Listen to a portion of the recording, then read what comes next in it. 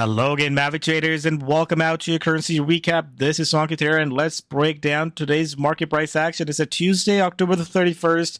At the end of October, we are officially done, and I'm very happy to see the results so far. We'll be closing out the books and doing our profit distributions tomorrow. So good job. Now let's talk about what's going on, and most importantly, let's talk about what's really moving in the markets.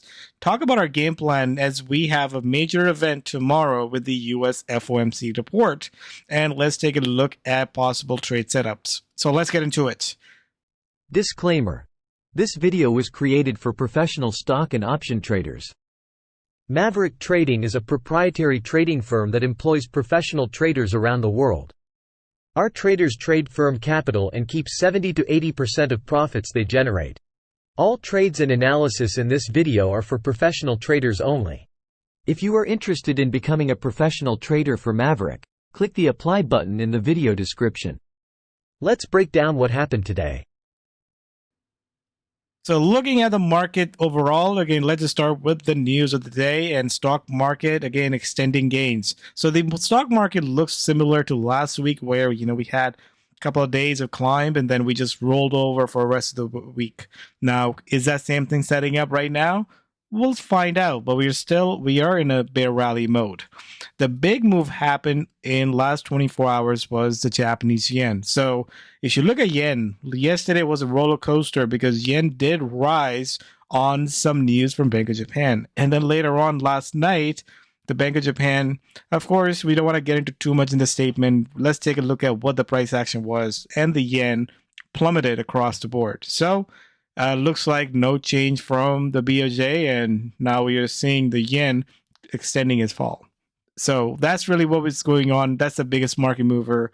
The US dollar, again, rallying ahead of the FOMC tomorrow. So out of the US, nothing has changed. Strong data, strong bond yields, and we're seeing the strong dollar. So that everything is kind of working out. We'll find out tomorrow when we get the FOMC in the statement, if there's any surprises, and that will really set the tone for the markets, for the bond yields, and for the US dollar. So let's take a look at the performance. As you can see, the yen was the biggest performer, down 1.31%. So anything that you had paired against the yen had a nice move. Now the dollar on the other hand was pretty strong, 0.61%. And outside of that, I want to highlight the divergence between the euro and the Swiss franc. You can see that the Swiss franc was weak and euro was actually strong. The British pound was the second best performer. And that's something we will have to take a look at as well, because the trend score of the pound has been 0. So let's see if there's a change there. Outside of that, if you notice that despite the dollar having a good day, the CAD was slightly strong, Aussie mostly flat, and then we have the Kiwi that was slightly strong. So really not a whole lot of activity out of the growth currencies, again, because we have this strong dollar. But outside of that, the pound yen was the best performer, followed by, again, the dollar yen was also the best performer. So for the next 24 hours, we'll be primarily looking at some of the dollar crosses. Now, let's take a look at the markets. So the S&P, again, up 0.5%.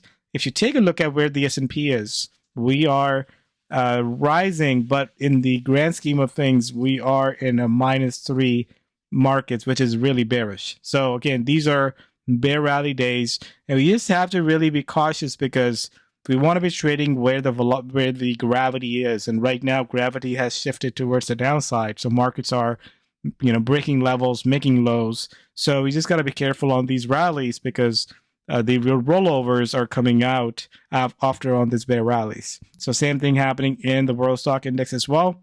The crypto markets slightly down. Gold pullback for the first time. Again, gold has been resilient for the past few days, but then here we are getting a little crack at it. Now the oil markets continue to slide 1.71% onto the downside. So that's really where we are. Definitely movements are happening ahead of the FOMC. And in the crypto market, you can see Bitcoin holding steady and Ethereum holding steady. Bitcoin Cash and Litecoin actually weak. So this is why I think the best thing to do if you're trading the crypto market is to only stick with the Bitcoin and Ethereum. That's really where the consistency is. Now let's take a look at the market outlook. And you can see we are still sitting at a -3. We are below the 20, below the 30, and we actually have the 2050 slope. Now let's take a look at the chart. So what do we see here? We have this previous support that was broken, and we are having a little bear rally here. Now this rally, it looks very similar to last week. Remember, Monday and Tuesday, we had a nice little bounce in the markets, and then Wednesday, Thursday, and Friday, we actually just continue crashing down. Now, can we reclaim this support area? Again, we still have to retest this area, but I think tomorrow you got to be open for both case scenarios. But at this point, market can roll over much faster because they are weaker. Now, let's talk about the schedule. You can see we already have the Bank of Japan out of the way.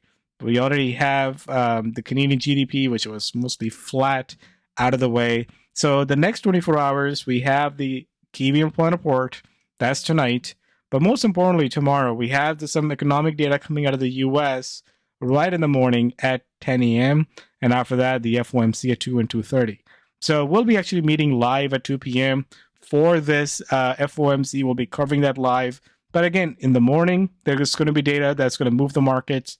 And then the FOMC will likely move the market. So there's a lot to go through as we are stepping into the second half of the week. So let's jump in and do a quick currency analysis, take a look at where the velocity score is, and then pick those currency pairs accordingly.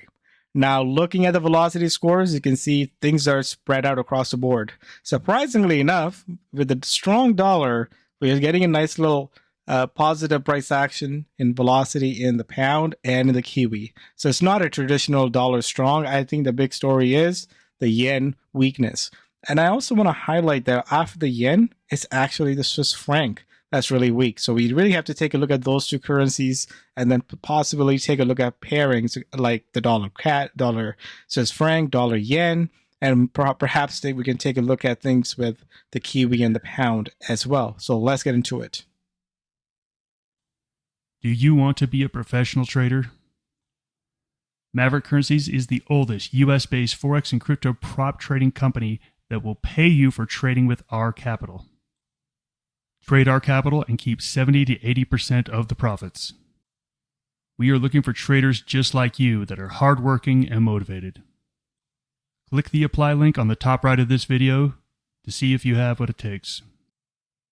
That link takes you to a 4-minute video that explains the trader position available, and you read a list of FAQs that answer pretty much all the basic questions you have at this point.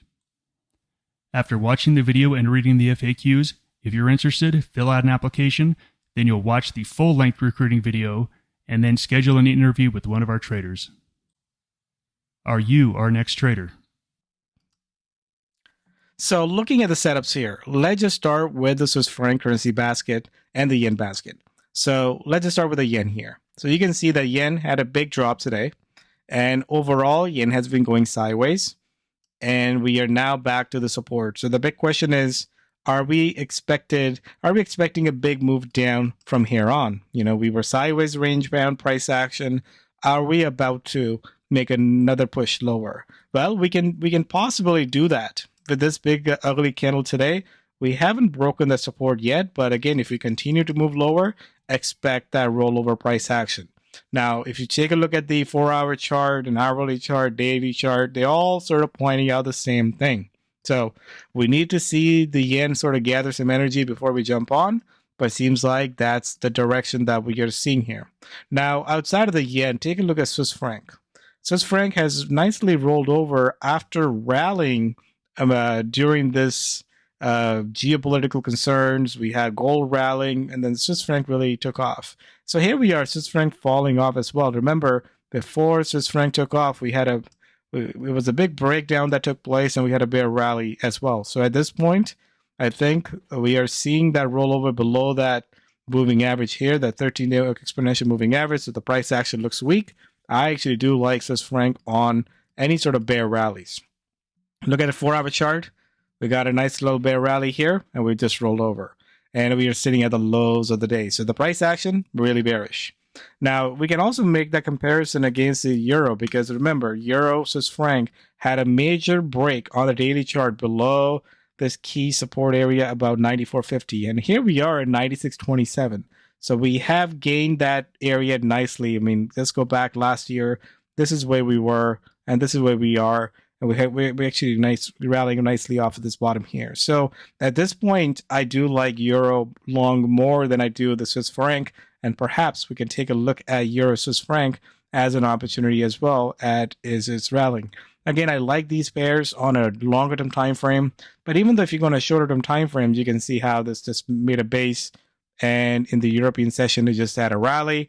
It's making a base here again, and I think overnight we can perhaps take a look at a further rally to the upside. But I do like this on a further strength to the upside, as that's where the momentum is. Now let's talk about dollar crosses. So the dollar yen, that's the first one I'll bring because I know I had a lot of questions. Where does the dollar go from here? The dollar yen, you can see 150, 162. Last time we were at that level, let's go back in time. Last year, around the same time, at the end of October and then November, we can see that this is where the Bank of Japan intervened. That was a big move. As soon as we got above that 150, 152, the Bank of Japan intervened, and that was a massive move. And the question is, should we expect the Bank of Japan to intervene again? Because again, 150 was the level that everyone was fearing. As you can see right now, it's not reflected in that price action. So at this point, I think it's best to sort of be cautiously long. That's the intervention risk that really keeps some people on the sidelines or a little bit nervous. I think as we clear this level, and if there's no intervention, I think the next level, where can we go? I mean, if you go back in time, I think the 150, 158, 160. I mean, I know that's a lofty levels seen back in the 90. But yeah, I mean, that's really where we're heading. So be cautious about yen crosses, have your stops in there. And just in case if something happens, you get out of the position sooner than later. But right now, I'm not seeing anything in the price action that would be concerning. And again, if you do see a move that happens in any yen crosses, just keep in mind that intervention risk is still out there. So dollar yen is the one. Let's talk about dollar Swiss franc.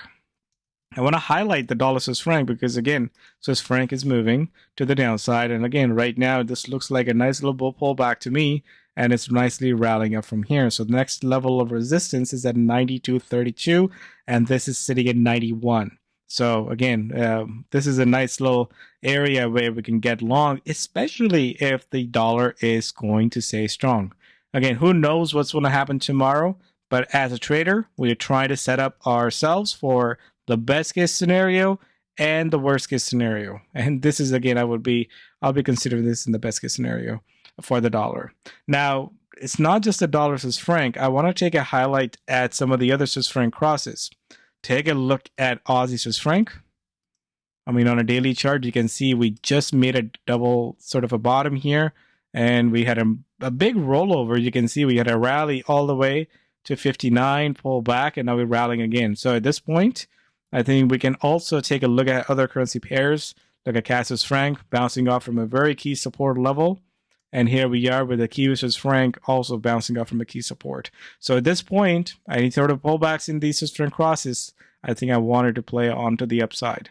But for next 24 hours, I think dollar is the big topic here. Now, if you take a look at the chart, you can see dollar basket is still pushing higher. There's no really reversal in sight yet.